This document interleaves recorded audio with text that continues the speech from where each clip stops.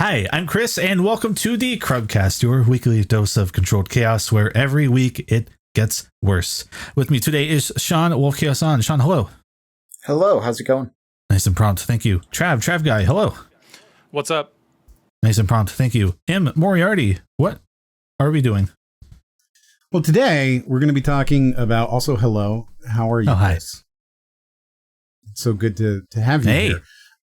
Sorry, you're very utilitarian for me today. I don't care about you. I care about what you bring to our podcast table. Which is totally understandable.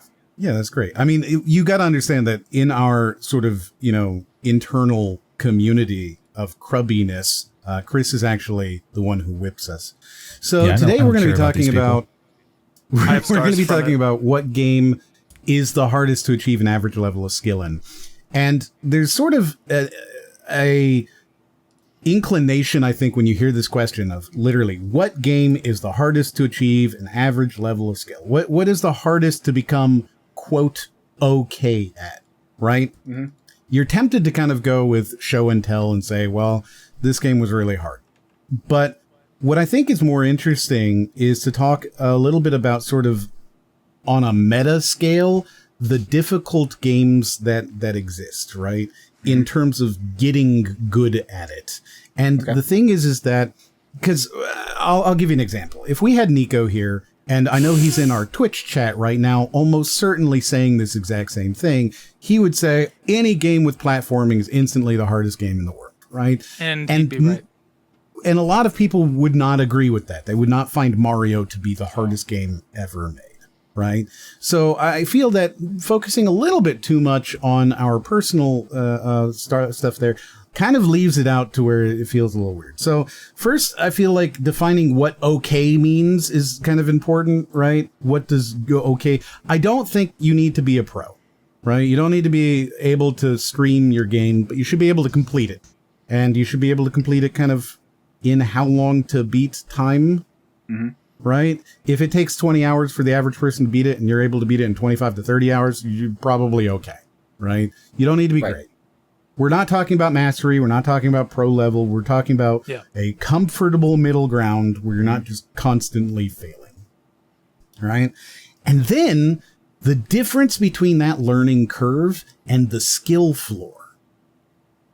And what I think is really interesting about this question, because there is an alternate way to view this same question, because what we're really asking is, how do certain games become competitive? Because I think that's really where you see these games go, where you have the hardest games to achieve an average level of skill are the ones that become competitive pro gaming games, right?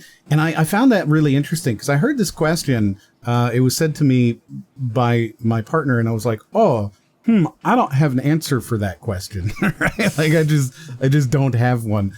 But having thought of it for a bit, I was like, the real question here, the thing that's actually being asked, right, is what games become competitive and why?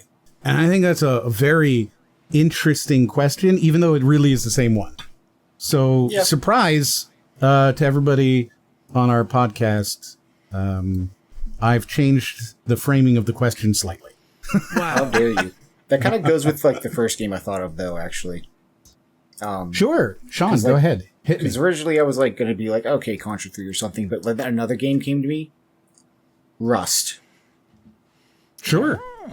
Rust is the kind of game that like I'm imagining like somebody's playing it for the first time ever, figuring everything out. There's such a big learning curve right then and there. And not only that, like say you don't have friends that you're playing with, you're trying to make friends right then and there.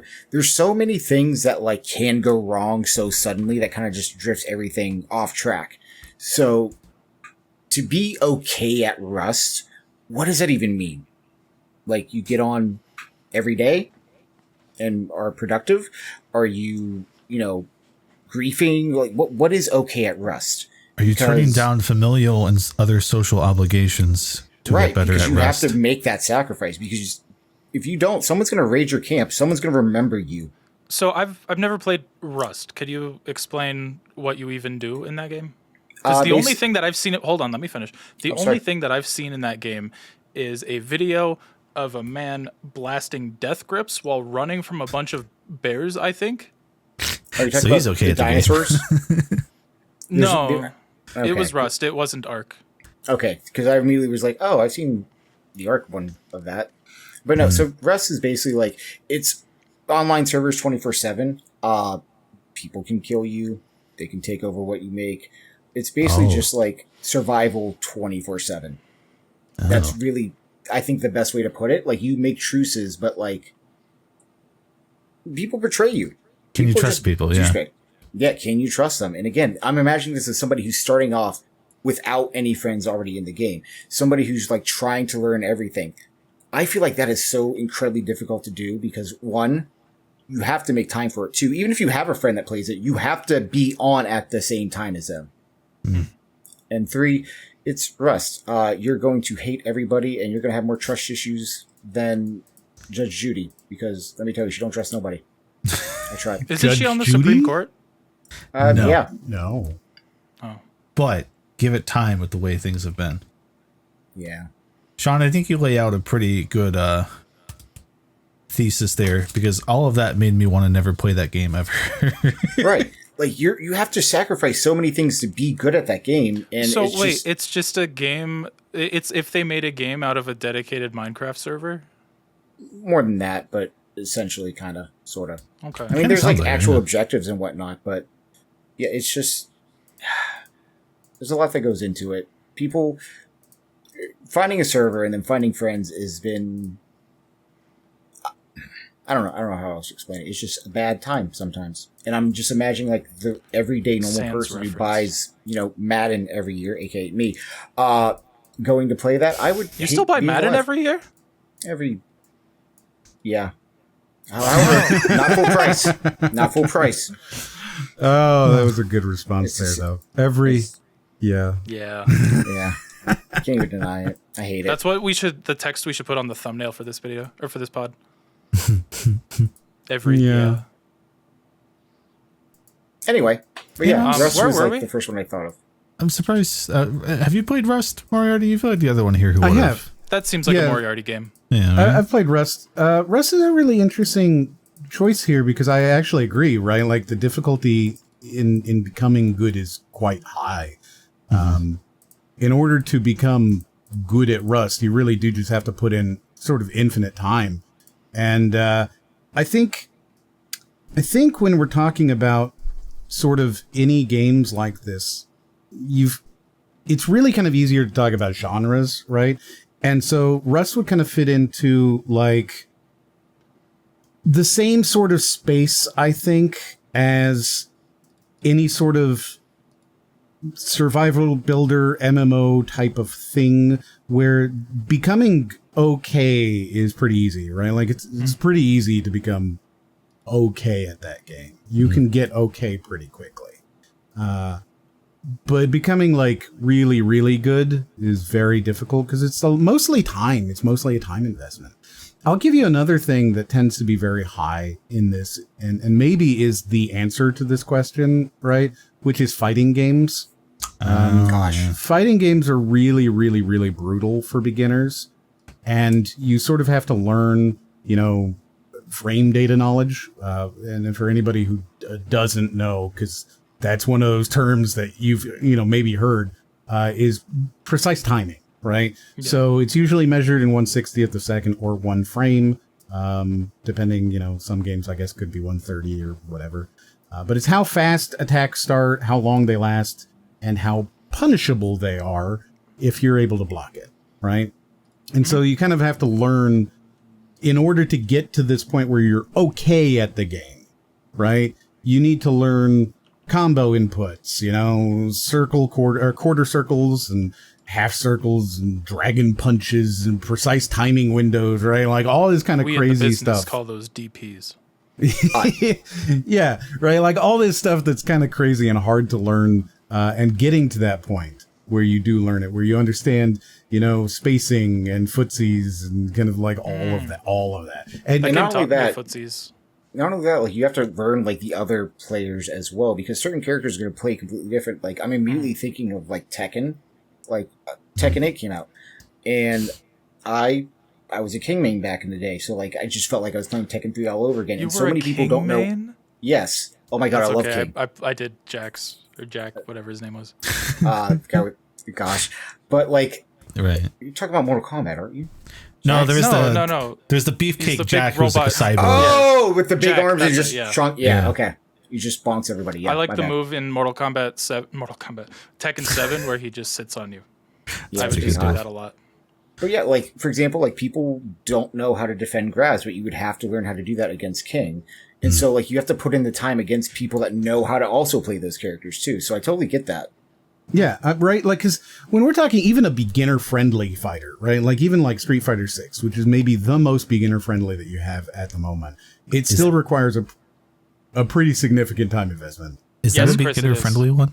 Yes. Yeah, it is. yeah. It's Yeah. Yeah, Oh, it's yeah. super beginner-friendly. So I'm bad, I mean, bad at assuming fighting that you're games. playing, Okay. assuming that you're playing with like modern controls. Are you using modern or classic? Right. Modern, and everyone was beating me Oh, up instantly no. all the time, and I didn't feel like Chris, I could you learn. and I should play for the stream. We should go live with it. Will you be nice Right to now. me? No, not at all. No, Okay. it's a fighter. No, you you need gotta to get learn. beaten into the ground. But the thing is that like that game is like remarkably beginner-friendly, right? Maybe Blaze Blue Don't as rub well it in, man. is in there, also quite beginner-friendly. But the level to get okay in these games, you need an invest. You probably need 50, 60, maybe even 100 hours to get to the point where you're like, I can play somebody and not just be absolutely, dunked on. Versus There's kind of something a- that's. Oh, well, Go ahead.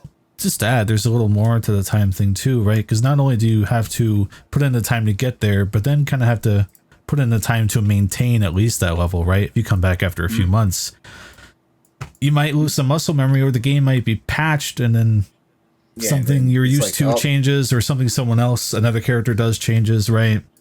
Yes. Yeah. Got to keep on top of the new ones. That's a lot to ask for, I think. Yeah. Yeah, I mean, and that's why fighting games are kind of like, I think maybe the answer to this question of what games Yeah. are the hardest to become okay at. And I think it might be fighting, just in general, Yeah. the fighting games. You have to genre. treat fighting games like exercise at that point. It's like eat, sleep, Yeah. fight. When I was And I would when I was maybe take out Smash, right? Like I would maybe not include Smash. yeah, Smash is very different. yeah. Like I would say Ultimate is probably the closest it gets to having like a higher skill ceiling. Well, maybe Melee, but that's a different conversation.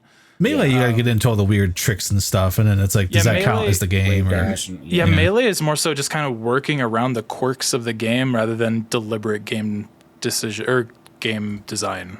Yeah.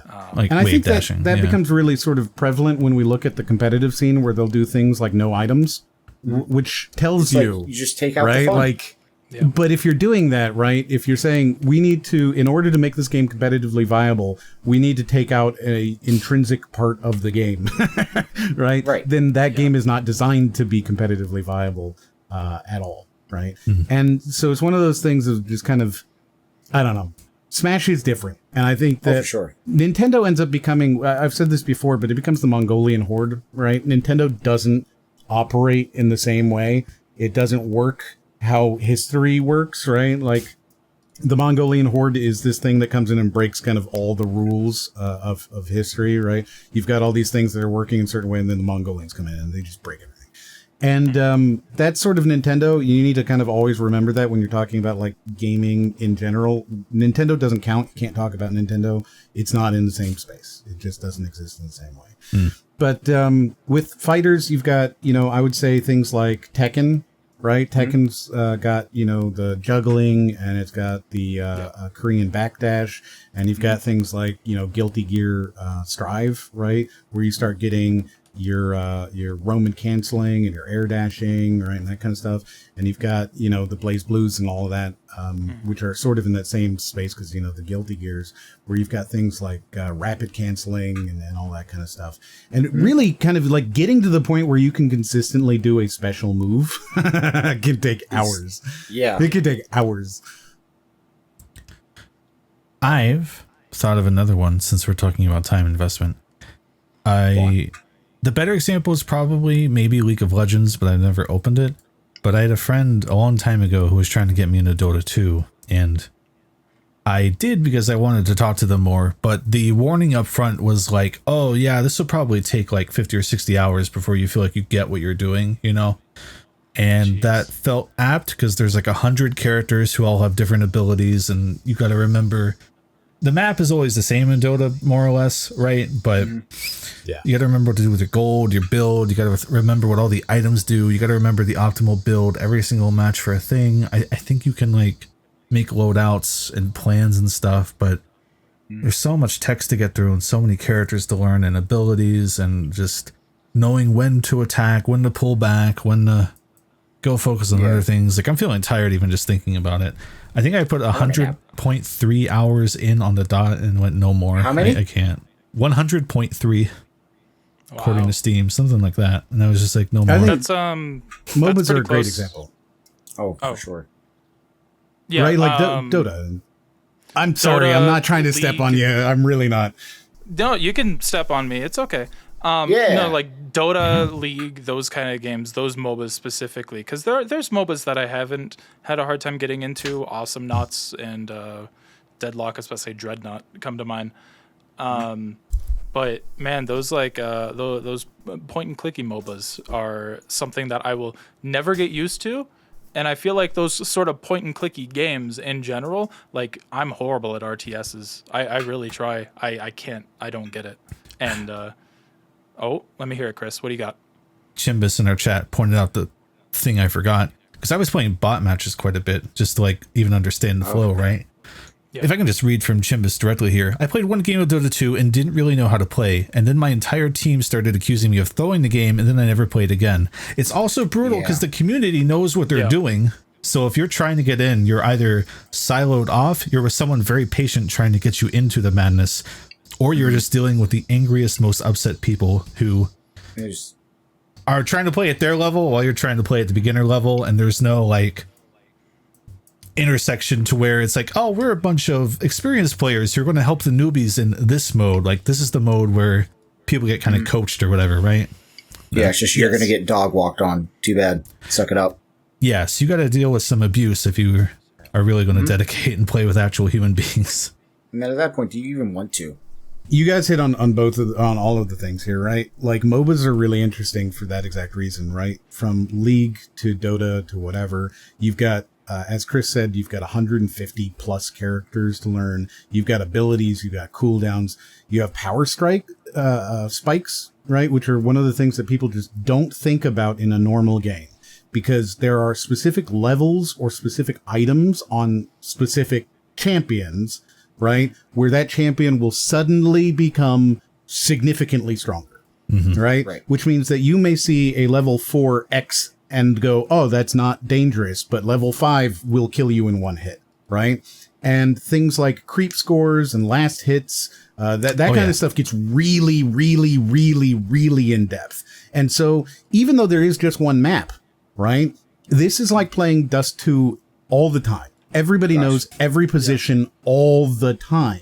So if you're ever out of position, if you're out of position at any point, right? If you're not warding properly, which is when you're placing certain items, you know, strategically and tracking enemy positions, you have failed your team in a way that no one else would have. You are uniquely failing your team because anybody who plays would have done it properly.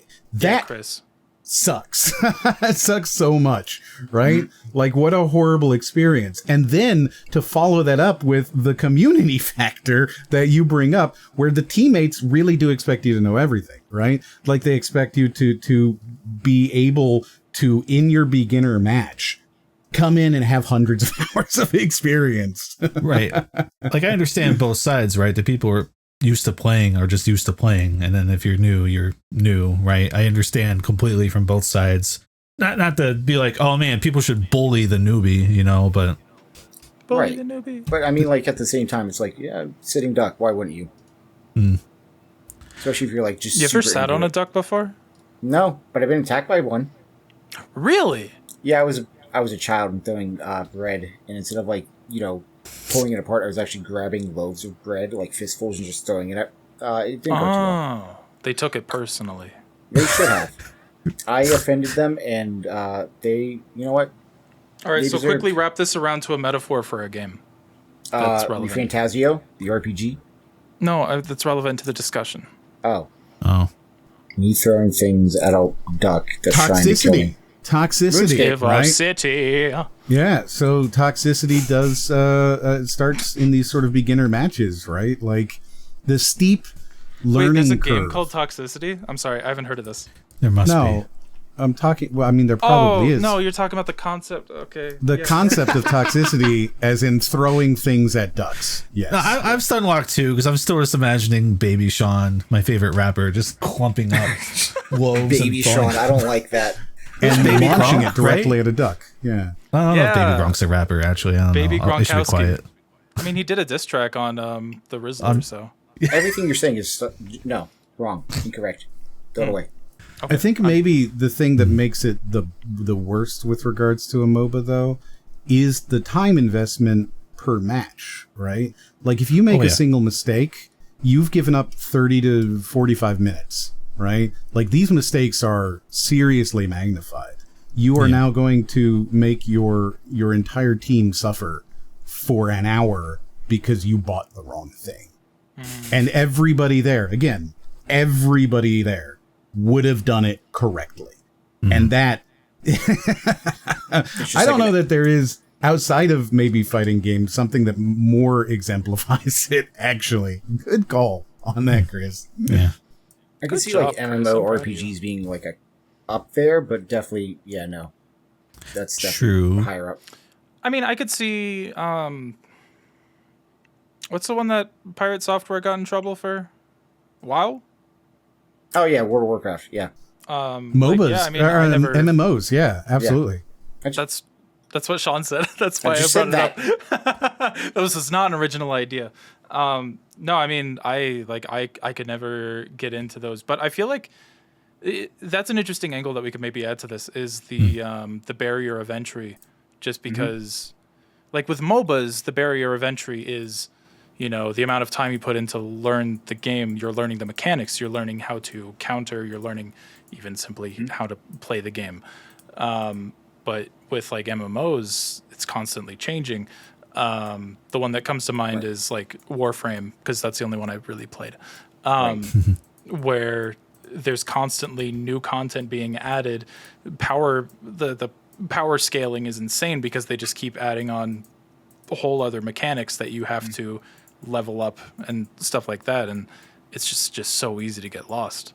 Every time the meta changes in any game, right? Especially sort of a competitive game where you're expected to learn a thing and know it forever. Yeah, that's a really, really very difficult experience. I think that's in any of these, really, though. Like, fighting games have it a lot. MOBAs have it so much because, with 150 plus characters, you've got a single change or one item that they change in the store, and the next thing you know, domino. Yeah, the whole thing is changed, and now again, that power spike that you've learned and you've kind of ingrained and learned that, oh, actually, the Wolf Chaoson at level 3 is totally harmless. There's a Wolf Chaoson at level 3, and blam, it kills you in a hit. That sucks. How strong am I at level 3? Enough. And then MMOs, right? Like the same sort of thing. You've got this huge amount of change. I think MMOs get it a little bit different. Well, maybe not quite. Anything live service is going to naturally have more meta changes because that's how they keep people interested. Right? 100%. There's a reason why they never keep these games static, right? Even Counter-Strike changes its guns every couple of months and makes one broken. Why? Because it keeps people playing. Oh, but what if it was already perfect? It was always perfect. It was so much perfect. Right. I can't wait for them to make the Magnum good. They did. For a while there, the revolver in Counter-Strike was so good that people were buying it instead of rifles. They were using a $600 gun rather than any other gun. The R8 was incredibly broken. You could one-shot body hit anybody from any distance. What? And it shot instantly. It was insane. What a crazy gun. There was the Magnum Tech 9 shooting meta at instantly one sounds point. insane. Absolutely crazy. I remember the Tech 9 meta back in CSGO. I think it was there for that. Good rapper. The Tech 9 meta, you had the CZ meta, you had all these things where, like, guns are broken, but guess what? We remembered them, and it brought people in, and they played. They played, and they played, and they played. And so there is this sort of perverse incentive, right? The term is perverse incentive. There's a perverse incentive in that you, as a developer, are encouraged to do bad things because it increases the amount of revenue that you make. Yeah. And I'm not saying that Valve does this, because I don't think they do. But I do think that a lot of developers are incentivized to do that. Maybe just a little bit. Maybe just quietly. Hey, guys, you know, I was thinking we could do a revamp. Okay. Right? I'm sorry, Sean. I don't mean to step on you over and over and over again. Well, step on me. Make it hurt. Okay. But no, I was just saying Overwatch. I just said Overwatch for that. That was it. There was nothing else funny. Actually, no. The other thing I thought of, sorry, ADHD's fun. Yeah, the other thing I thought of was going back to the MMORPGs and Take your Adderall today? So going over that whole thing, the one thing that like I keep thinking of is like, for example, with MMORPGs, like sometimes you're just stuck doing DPS. Like, say you want to try tank. How can you try tank as a new player? You gotta already know the game to actually, you know, get into it. Like some games, it's a little easier, like Final Fantasy 14. But I don't know. That was just a random thought I thought of, and I had to throw it out there, and we can move on. All right, cool. Let's go. Let's move on to my random thought that builds on your random thought. This is very anecdotal, and I have not really played an MMO, so maybe one of you guys can confirm or deny. Thinking about WoW, though, like the raids are so kind of like Dota, right? You got to know what you're doing. But you can't really solo most of the important raids, right? Like you have to find a guild. Yeah, you have to. Yeah, you have to use social skills to actually play the game.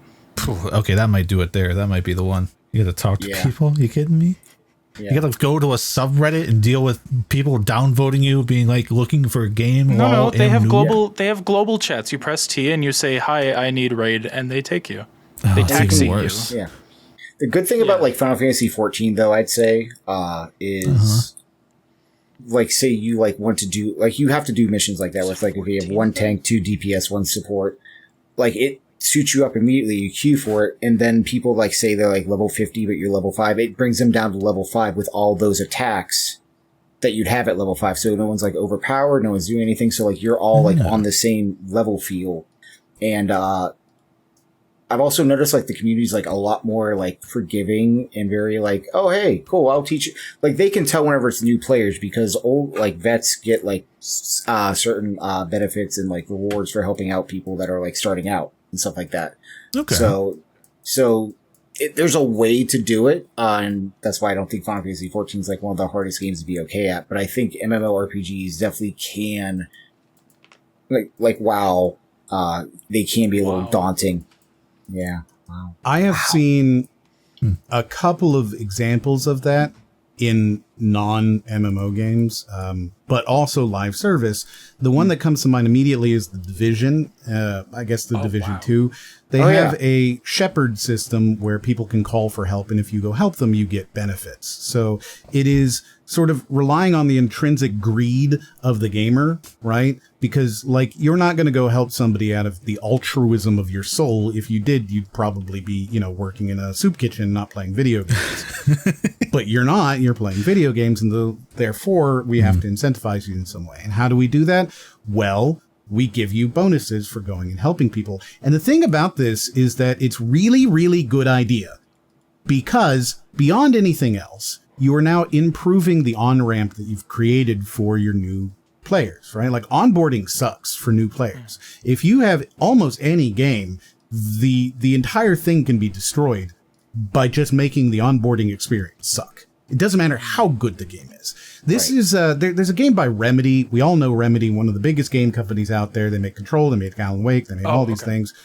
They made a game very recently that maybe you haven't heard of. It's called FBC Firebreak. It just came out last month.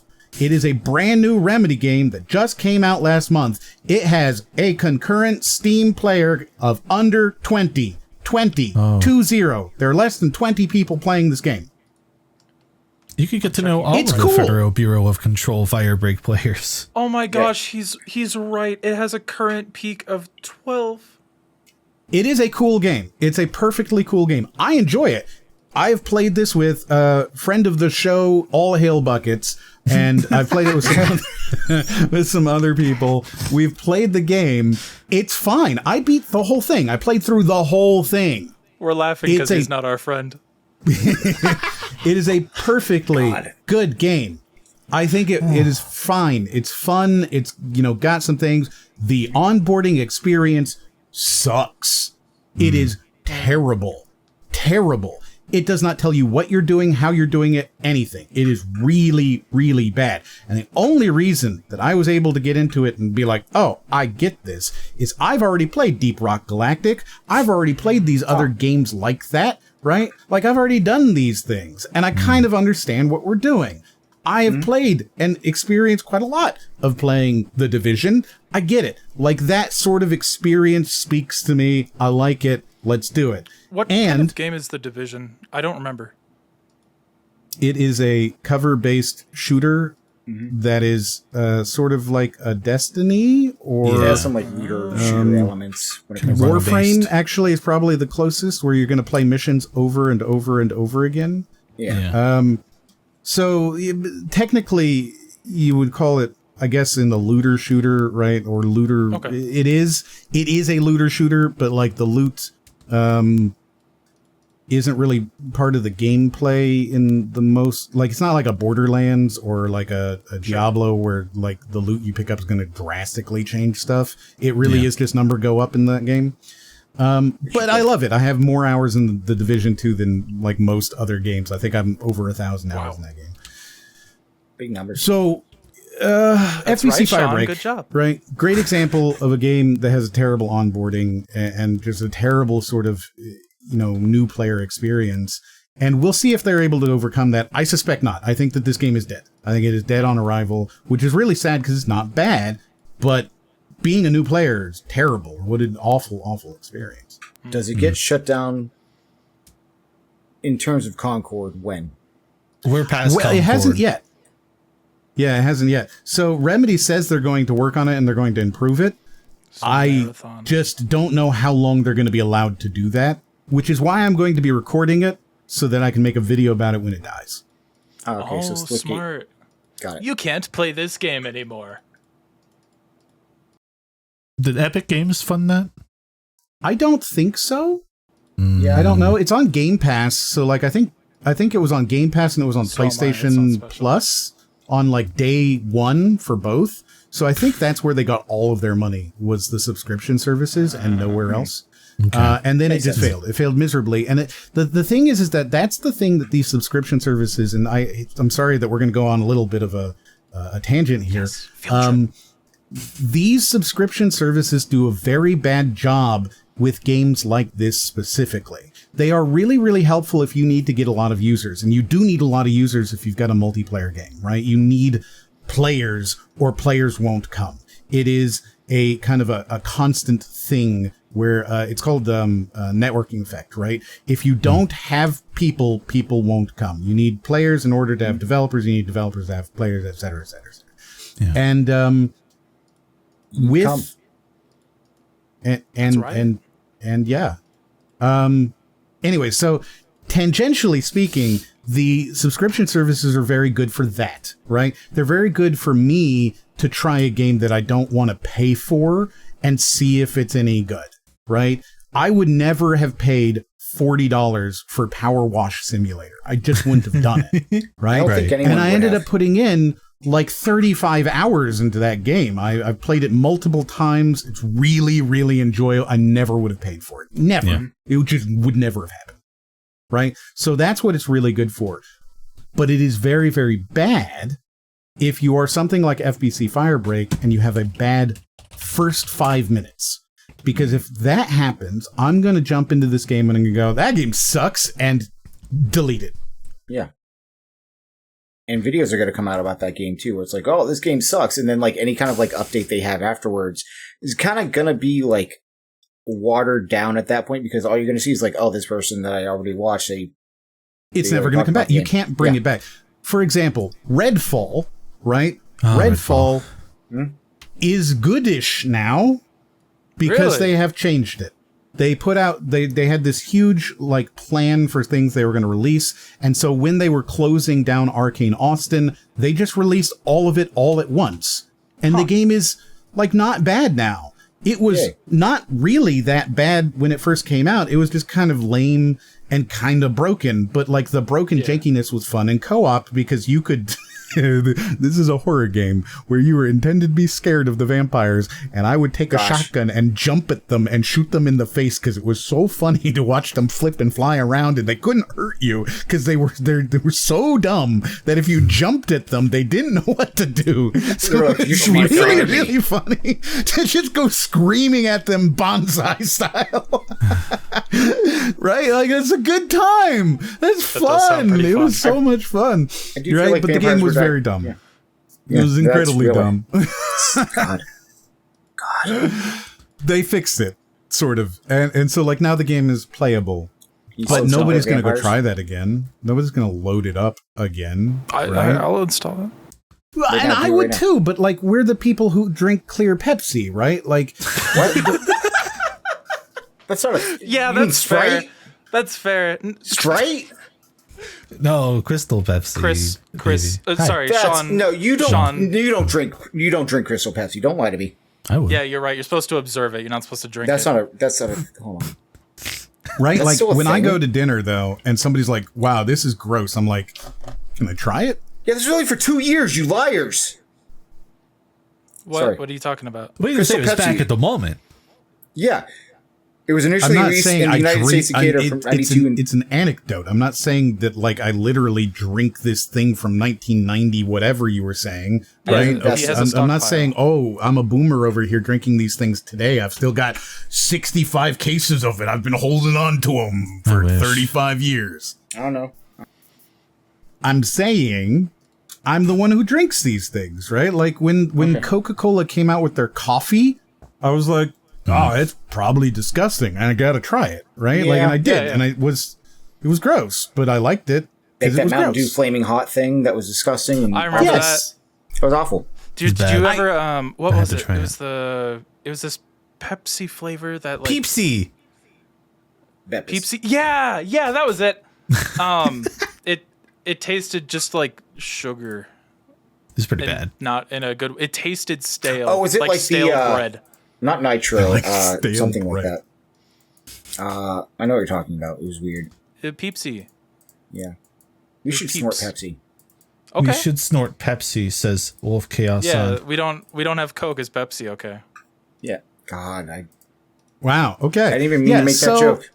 In general, right? Like, I think that these sort of subscription services fail that type of a game because they're never going to load that up. And if you have a bad onboarding, if you have a bad first 5 minutes, you're just done with it because you have no investment, right? Yeah, this is why, for example, if you put a couch out for free, you want to get rid of your couch. If you put a sign on it that says $5, it will be stolen. But if you say free, it'll sit there for a lot longer because people they don't attribute value to free things. They just don't. This is why demos for the longest time were considered to be a loss. If you put out a demo for a game, people would play it. They would play it for free. They would get all the hype out, and then they would feel no reason to invest in your game, right? And this changed with the modern problem of the glute of games, where now you need a demo to make people even want to, know this, what your thing is. But for a long time there, free is bad. Free is very, very bad for value. And we still have this. If I give you something for free, it's valueless to you, right? It has nothing. There's no investment there. And so the you know what? That's actually a really good point. I'm going to jump in real quick. That's actually a really good point because that $1 bill that you gave me, that's right over there. I'm never going to spend that thing. It is worthless now. It has no value. Wait. That's exactly what I meant. Is that the same thing? I don't. Yeah, all those words. That was spaghetti soup. No. I didn't mean it like it's not worth anything. I meant like if I'm never gonna resell my action figures because I'm a man who loves action figures, they're not worth anything. I guess. Is that I not, guess that's. Oh, never mind. That's not quite what I was saying, but like it is sort of tangential, and we're on tangents today. So sure, in a way, yes, right. Like you've been given something and it is priceless. But in the same way, right?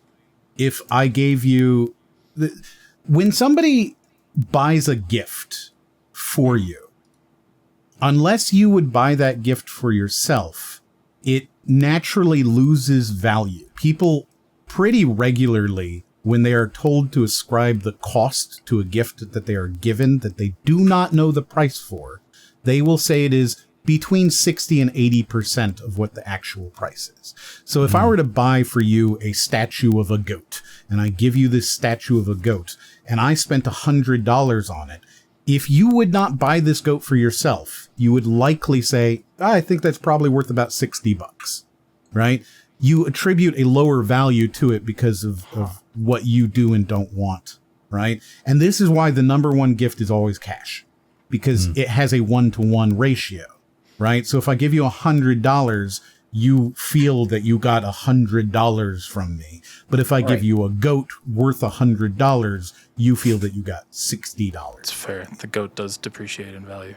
Immediately, right? It depreciates in perceived value. This is just sort of a thing, and it's well understood.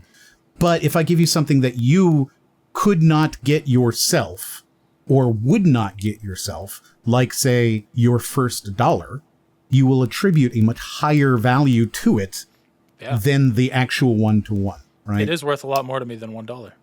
Right. Wow. Right. And there's things that you have that you wouldn't sell, that even if, and maybe you would sell for a certain amount of money, but what is that amount of money? And that is the perceived value of something, right? And so, yes, it's sort of in the same thing. The perceived value of something you get for free is typically zero because you paid nothing for it, right? So even though Doom: The Dark Ages, right? Even though Doom: The Dark Ages had some 3 million players in the first week, right? 2+ million of them got it on Game Pass. And so it only sold 1 million copies on Steam, right? Which means that for most of the players of Doom, the value of that game was zero. So they were very happy with it because they got, this free experience that was super premium, but the actual, how much would you have paid for it? Almost everybody would have said, I would have only paid $20-$30 for it. Mm-hmm. Because the perception of that value is so much lower because they got it for free. So there's a fun tangent. Yeah. For that one. Even with the demos though, right? I've downloaded maybe 10 Steam demos that looked really cool, but I don't have the story about it, right? The investment, it's very casual. It's like, I'll just install this. It looks kind of neat. I never get around to playing it. Game Pass is a similar thing for me, right? It's like, this game looks kind of cool. I heard it was good. I'll click install. And then it just never open there. it. Yeah. Until you have to get rid of it. It's like, I did that during the, Steam Next Fest, where they have a bunch of demos every year. Yep. I got into it. I think it was the first year that they did it, or at least it was the first year that I gave a shit.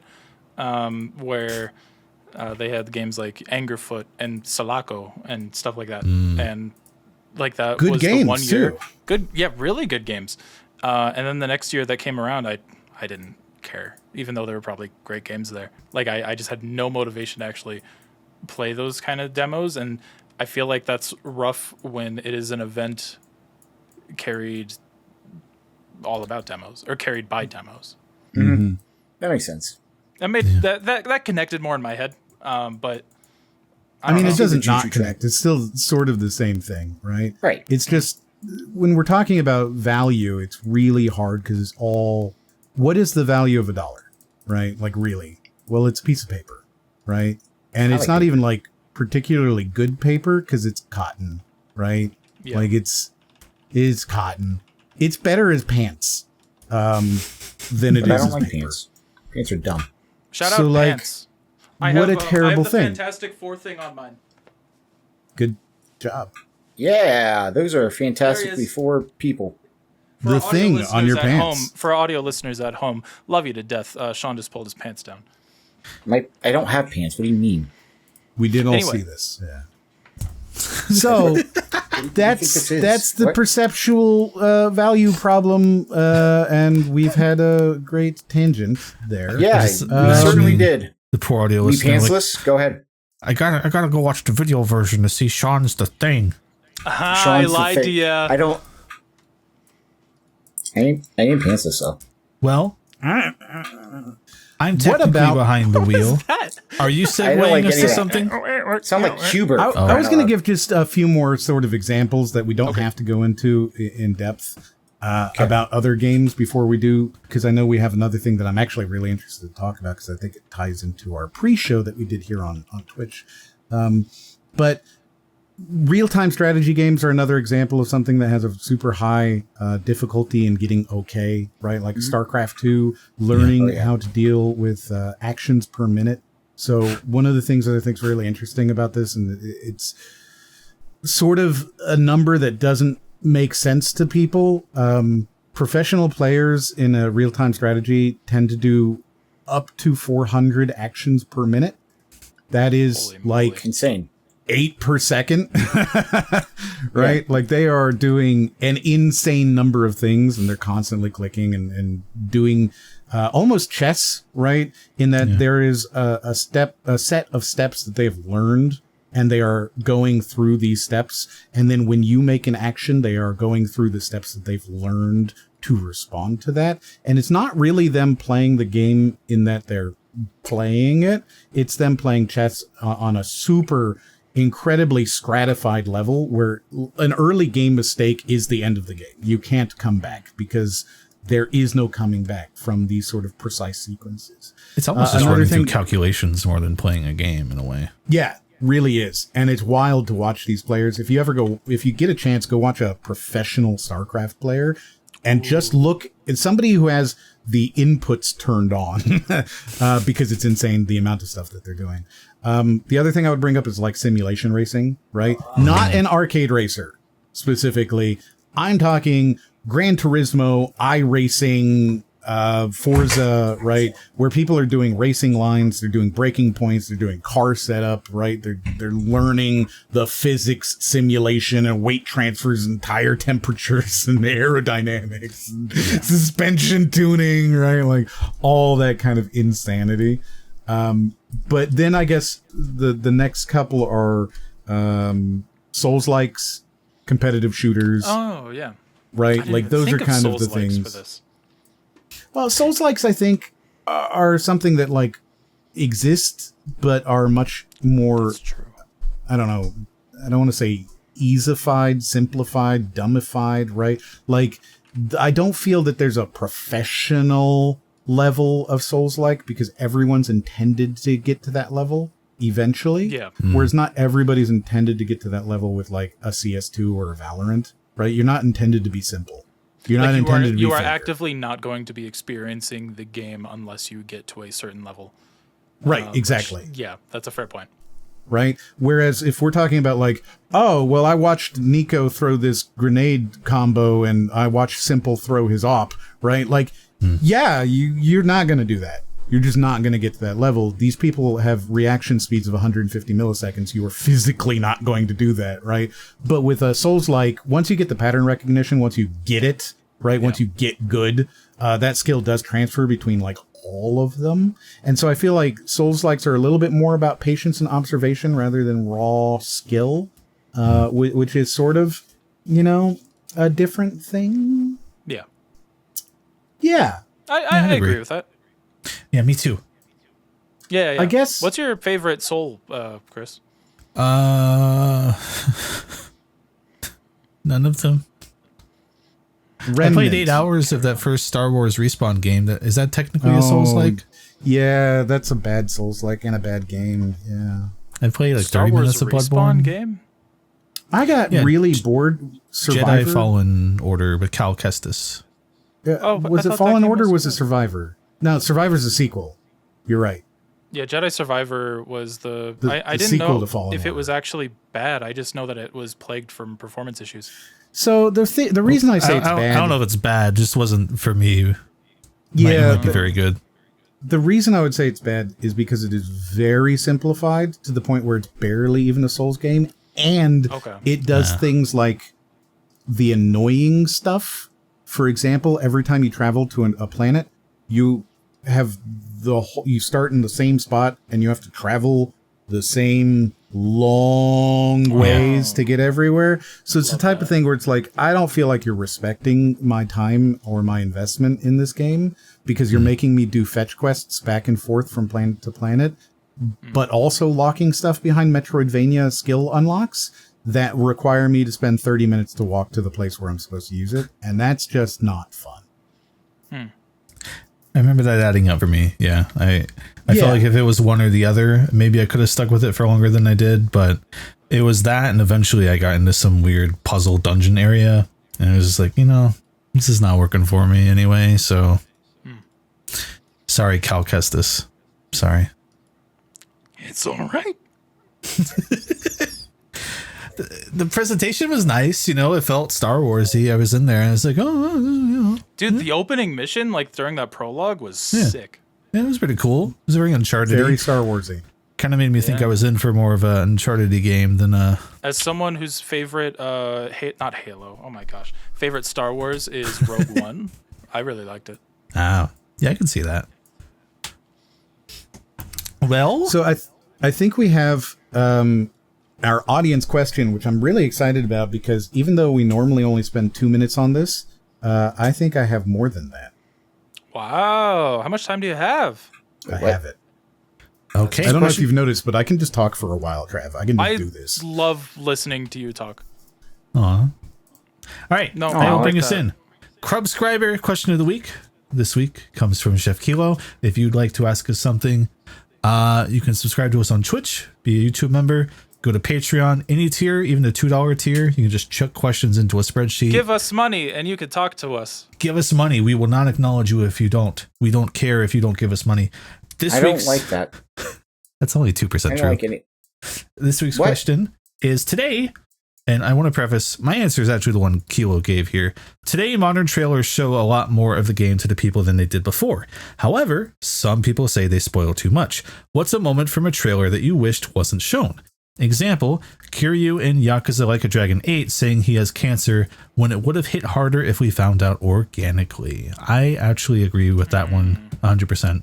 They put out this 9-minute long trailer for Yakuza 8 and it was hype. It was actually a really exciting, kind of trailer. And then 3 or 4 minutes in, they hit you with oh, Kiryu has cancer in this game. And I was like, whoa, that would have drove me crazy if I played that in the game, because that comes 10 hours in or something. That would have been oh my God, this is getting serious. But then I got to spend months being I guess Kiryu has cancer in this one, huh? Yeah, didn't really hit that hard that way. How early in the game do they tell you that? It's chapter 3, 4, you're a fair bit in by then. You're kind of invested into what's going on, and then Kiryu drops that, right? So it would have been quite a reveal. Yeah, that's stupid and dumb. Mine is way cooler than that. I don't like that they showed the final boss of Deus Ex Mankind Divided in the first teaser for the game. Yeah. Oh, Yeah. that's a choice. You look at that teaser trailer, and it's an animated trailer. It's not like gameplay. It's a CG animated trailer that just shows the end of the game, basically. You go into that game expecting that to be maybe a third of the way through the game, and then you get to that final or that boss, and it feels like you're only a third of the way through the game, and then it ends. So it's just like the teaser. Actually, in a way, it is great marketing because you know what you're getting. I see. There's one I thought of, but I haven't watched the trailer myself because I was warned about it. Apparently, the Persona 3, not reload, but another Persona 3, whatever, the next DLC part that they had spoils stuff about the game. Right. Oh, that's cool. Because the DLC, I think, was like a post-game edition. Yeah, it was like yeah. And I was told, hey, do not watch that trailer because it will spoil the game for you. And I was like, okay. That's a rough one, because I bet that trailer doesn't have a spoiler warning for the base game at the beginning. It just has somebody looking at this blonde chick in the beginning, and that's all I know. There's nothing else in the beginning. That's choice. choice. All I know. I was trying to think of something. I was looking through game ideas. I'm like, no. And then it just hit me. I was like, oh yeah. So I haven't watched it, but yeah, don't spoil the ending to a game with DLC footage. Bad. No. I have a weird threshold because sometimes I don't want to know anything, but if it's something that I'm not going to get around to, sometimes the spoiler can get me more interested in it. Like likewise. We had a brief conversation about Sinners before this, which I was already into as a movie, just from the buzz around it. I already wanted to watch it, but Im told us something about it that made me go, well, now I want to watch it even more to appreciate that very light suggestion as to what's going on, right? Like that made me more interested in it. So it really case by case. I think spoilers are a really well, I mean, difficult that's a thing to very nail, real thing. unless it's like here's the final boss at the start of the trailer. There was a yeah. Well, no, it's at the end of the trailer. To be fair, just like it's at the end of the game. No, but I mean that's a real thing. There was like a study done like 10 years ago. All studies are real. Where it was like we had a bunch of people start a book, and we had half of the group skip to the very last page and read what happens on the last page, and then ask them to read the book. And more people that read that last page that were spoiled on it were more likely to actually finish it. So no, yes. I think that's a very real phenomenon. Yes, and I will talk about that in a minute. I was letting everybody else kind of get through their examples before, because I know thunder that I'm going to end up talking for a minute. Yay! So what we've got right is the modern trailer problem, because you have publishers who really want to show exciting moments because they want to drive sales, but you have players who kind of want to discover the story. Imagine that. And so balancing between like the marketing needs and preventing surprises, or preserving surprises rather, is a difficult dichotomy. And while we've got a lot of major examples of this, right? We've got Spider-Man PS4, right? Where they revealed all the villains and most of the suits. You had The Last of Us Part 2, where like we could tell from that trailer what was going to happen to Joel. You could tell, right? Mm-hmm. You've got, God of War, where it's showing you basically all of the Kratos and Atreus relationship. You have Assassin's Creed that routinely shows like every kill, right? And it's like, oh, so he's a bad guy. If you just watch the trailer, you know that. Or Horizon Zero Dawn, where it shows, basically every single major boss in the trailer. Right? And it just gets worse and worse the more you go, because you've got things like, every JRPG that I've ever seen shows a final boss transformation, right? Like, it's just there. Sekiro and Elden Ring both showed like almost every boss in their trailers, right? Like, if you go and you just watch those trailers, most of the stuff that's coming up. But the question really isn't sort of the examples, because like, which one do I hate? Boy, I hate all of them. Right? And it's because I feel that we have sort of, why does a first impression matter in a video game? Right? And I think it's because discovery is sort of the reason that you're not watching a movie, right? That sort of holy shit moment, right? That something unexpected happens and it makes it memorable. When you have this thing that I wasn't spoiled with the first time I played BioShock.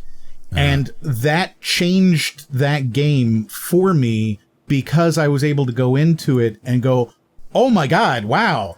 When Andrew Ryan does that scene, right? I still think of that as an incredibly visceral scene. It's and hard that to imagine reveal, playing BioShock. For me, like playing BioShock, knowing how that game goes, right? Like that reveal was one of those things that made that game so memorable for me. That going in knowing that, I don't know if that would have really it changes the entire perception of it, right? The reveal works better with the organic buildup. And I think that a lot of reveals do that. The wow factor, right? That sort of aha moment or just the whoa, right? That gets diminished when you're expecting it. It creates this weird situation where avoiding the trailer is necessary if you're actually hyped for the game, because if you see the trailer, it's going to ruin the game, and that sucks, right? And I get why, I really do, because as Trav mentioned, there is a lot of psychology that has gone into trailers, and there's a reason why almost every movie trailer shows you the end now, and it's two things. They have found that people prefer spoilers when they're anxious, and a lot of people are anxious nowadays, right? Knowing what's coming has been shown to remove uncertainty and stress. So seeing the ending in the movie trailer, right, it shows that you are you remove that anxiety, and it shows that people kids these days. So people enjoy it more when they know the ending because they're able to focus on how rather than what, right? So the anxiety of the what is removed, and then they go, oh, well, how do we get to that point? And they enjoy that sort of adventure journey. I don't like that, but I'm not an anxious person, so perhaps it's something that, you know, a lot of people really enjoy. But the other thing is pattern recognition, right? So being able to spot the foreshadowing, seeing the setup, and getting the reward from knowing what's going to happen, right? So, oh, they saw that earlier. Look, I get to be, right? Like that sort of thing happening is part of the reason why these trailers have become so popular, why showing the ending is so popular, why knowing what's happening is so popular. And I don't like most of those reasons, but I do recognize why they have it. And that's outside of sort of like the other parts of it, right? The being, so like, there is in gaming, we have a little bit of a gatekeeperiness, right? There is an in crowd.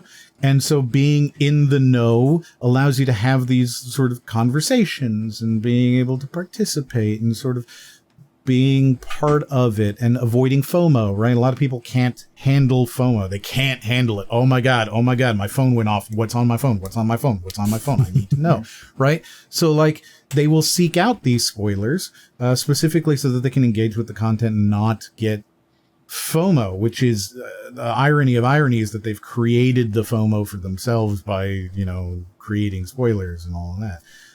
So I think that there's just a lot of stuff going on there as to why this works, and it's been proven. It's just been shown many, many times that people do prefer knowing what's coming up. I don't, but a lot of people do.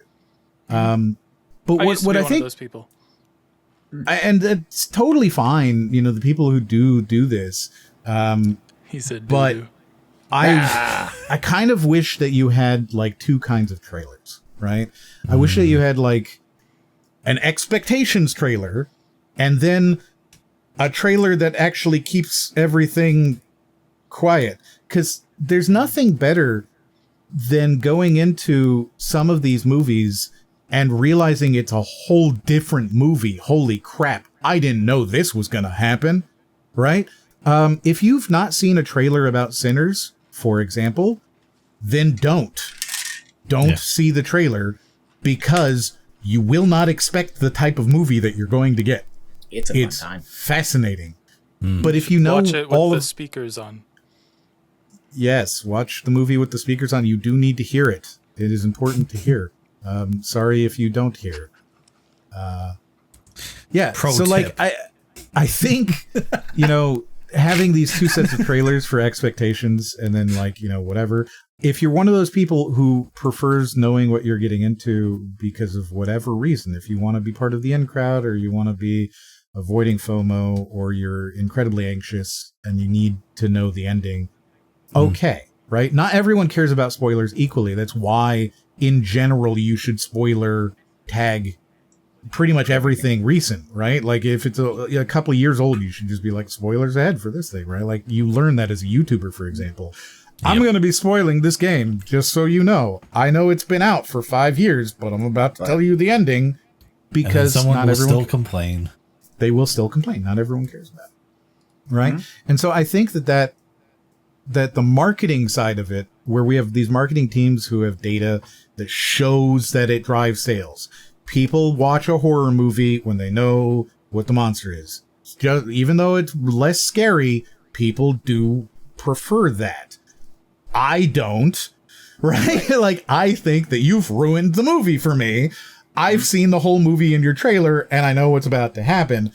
But if you were to clearly mark, this is an expectation trailer, we're going to show you the ending because you need this thing, right? Like, okay, fine, I won't watch that trailer. And then you say, here's another one that was designed by somebody who actually liked this movie, right? Like, I will prefer that movie.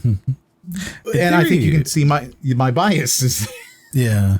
In theory, we technically kind of have this because there are like story trailers and gameplay trailers for games that could maybe help you avoid some of the stuff. But it's hard. Like at the time of recording today, this won't matter to be timely, but Gamescom opening night live happened, and you've just been watching gameplay trailers for a game you're interested in, but they show a story trailer there, or you have to sit there and watch the 5-minute World of Warcraft cinematic trailer, right?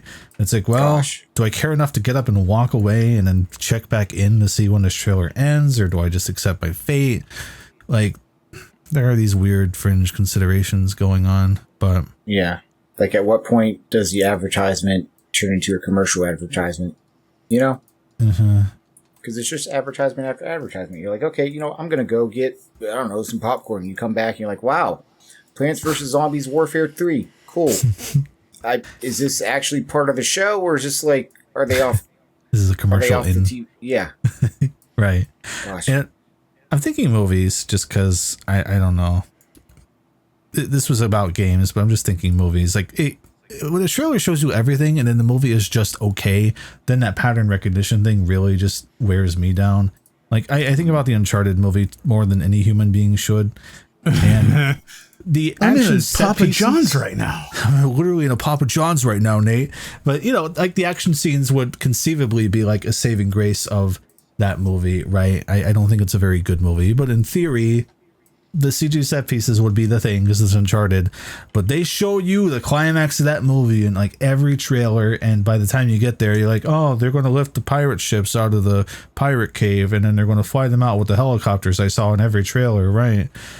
I guess that's how this movie's going to end, and then that's how it ends. Yeah, and that's how it ends. And I don't some people really do like that, right? Like they need that, and that's fine. Mm-hmm. But please, for all that is holy, give me the option and I will choose not to take it, like, every time. I think this is something I struggle with as a creator, right? Is accepting that my audience isn't an idiot, right? And I don't mean that like, that's crazy. In like a sort of a personal way. I don't like mean that everybody who watches me is an idiot. It's the thing of like trusting my audience to be smart. Right? Like I have an over tendency to explain everything. I've done it in this very podcast where I've explained, frame generation, and I go so here's what this thing is. And I assume that the audience, as in, the grand overarching, super hive mind audience is just kind of generally stupid and needs to be talked to in the way that they need to be like explained things. And again, not individuals, right? Because like you right there, you are a genius. You're my favorite listener, and I want you to know I'm talking only to you. But for everybody else, right? For the other ones, right?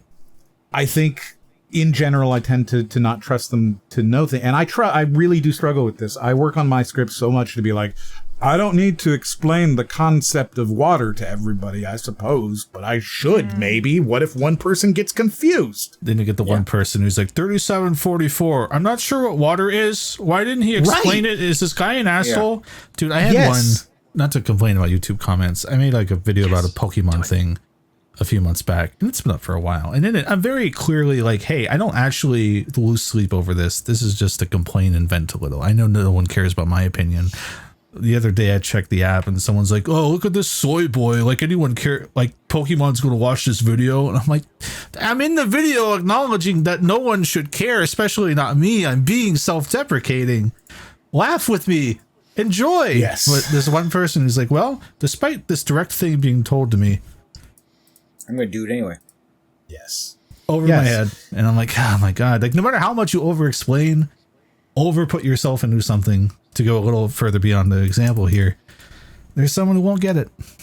Yes. There's someone who will just refuse or, sneeze while you're explaining something, and then. Yes. So I think here's my points of discussion, and I would be very curious to hear what other people's thoughts are. So tweet at us, comment, whatever. Right? Like here's Discord. Here's my questions, and I have 4 questions for you. Okay. Right? And they're not necessarily question form because, boy, if you've listened to me talk this long, maybe you'll understand who I am. Right? Like I'm not super simple. I'm sorry. Should there be a spoiler-free trailer, right? Or versions? Yes. Should there be spoiler-free trailer versions? Should that exist? Yes. I don't think so. How do you quantify that? Right? I mean, like I'm curious what people's opinion is. I think yes, you should have 2 of them, and then one should be very clearly spoiler-free trailer, right? I would be so fine with that. I would never watch the spoiler one. But I feel like too many people get high and mighty and get on their soapbox to be like, no, I actually avoid spoilers, and then they'll not watch the movie. Well, those people will suck anyway. Like, you can't. True. You can't deal with everybody here, right? Like, some people just suck. Okay. Question 2: how do you balance showing enough to interest people versus preserving a surprise, right? And that is sort of the question that I think Chris was asking there is, what is the limit? Yeah. Mm-hmm. What do you use to determine what's a spoiler and what isn't? Question 3. Like world build at that point. I'm sorry. What was that, Sean? You got a world build at that point. World build. Yeah. And it's very hard to do in trailer form because, like, I'm looking at it as, like, a book way, but trailer way would be kind of interesting to... I'm trying to think of ones that actually do a good job at world building as a trailer. I think books are actually perfect because, you know what? Here's the thing. You know what you get for a book? You get, like, maybe a paragraph on the back. Maybe 2 paragraphs on an Amazon page, and then a bunch of people tell you, trust me, the book's really good. I have never seen somebody who writes a review for a book and goes, so let me tell you, the ending, Voldemort, bad guy, right? Like, that's not how you start that, because that's not how people engage with this thing. It is a purely movie thing, and I think it's very TikTokification, and that sucks, right? But it just kind of is what it is. I'm going to turn, my question 3 is actually the reverse of Chef Kilo's question here, which is, are there games that have benefited from showing more in trailers? Because I bet there is, but I can't think of one off the top of my head. But I bet you there's a game where knowing what was in the trailer changed the experience of that, where having a spoiler made you more enjoy the experience playing that game more. I would really, really like to know more about that. God, I don't know why, but I thought Dead Island, but I'm like, that doesn't make anyone enjoy that. Maybe people buy it, but nobody enjoyed it. And then my 4th and final question is not really a question, but it is more of curiosity, which is your personal experiences of being spoiled versus going in blind. I'd be very interested in knowing a little bit more about sort of what you had in terms of... I didn't have the Doom movie spoiled for me, and I watched it. I watched it like a week ago for the 2005 the big perspective Doom movie. Change at the end. Yeah, I didn't get that spoiled for me, and I watched it for the first time last week, and I was like genuinely like, "Whoa, no way!" That must be crazy. Yeah. That's the only thing I know about that movie. I know the one death. Oh my god, I don't know why. Well, I saw that so often. We will have to watch the next Doom movie. I'll watch it with Annihilation? you. It's the worst really film. Bad. It's the worst film. It's almost as bad as Charlie Angel's Full Throttle, which is literally the worst film. Forgot about that. Charlie's Angels, and that's Full all of my Throttle? questions. The worst film ever made. Yeah. I'll Google it. Why not? What's going on with Charlie's Angels Full Throttle? I've seen that once. It's the worst film ever made. It wasn't my fault. Worse than The Room? It's the worst The Room's film fun. It's the worst film ever made. Yeah, It's got Drew Barrymore. How could it be? It is the worst film ever made. It also has Cameron Diaz in it. There's not a single movie that is worse than Charlie's Angels Full Throttle. I think I believe him at this point. He said it at least 4 times. You know what? I'm just gonna anytime somebody tells me something 4 times in a row, I'm going to believe them. The more you repeat a lie, the more true it becomes. What's that? The guy with the fez? If you ask me the question 3 times, what is that from? I don't remember, but I know it now. Right? Is that Will Ferrell and Austin Powers? I do know that they spoof it, or is it called lampshading it? They lampshade it in No One Lives Forever, where he goes, "What, you think just because you ask me 3 questions, a question 3 times, I'll tell you the answer? I am not a movie character." I think Trev got it. I think that was from Austin Powers. Yeah, I think that was Will Ferrell. Correct us if we're wrong. Hey, there you go. You got 5 questions to answer now. Yeah. All right, we've given our homework out. Any final thoughts? Not really. I have so many. I could keep going. As you were going, I was like, veto. Cut him off. As you were going, I was like, man, this could almost be a whole episode on its own. Not gonna lie. Yeah. I had some thoughts on the psychology stuff, but I was like, we're kind of pushing the end here. So maybe we'll come back to that sometime. I'll write that down. But until then, this has been the CRUBCAST. Thank you, Sean. Thank you, Trav. Thank you, We're Moriarty. showing the internet. Audio episodes every Monday. Video on YouTube every Friday. Don't talk to us the rest of the week, please. We don't have an outro. Sean, if you were to get rid of this podcast, what would you say? I like milk twice.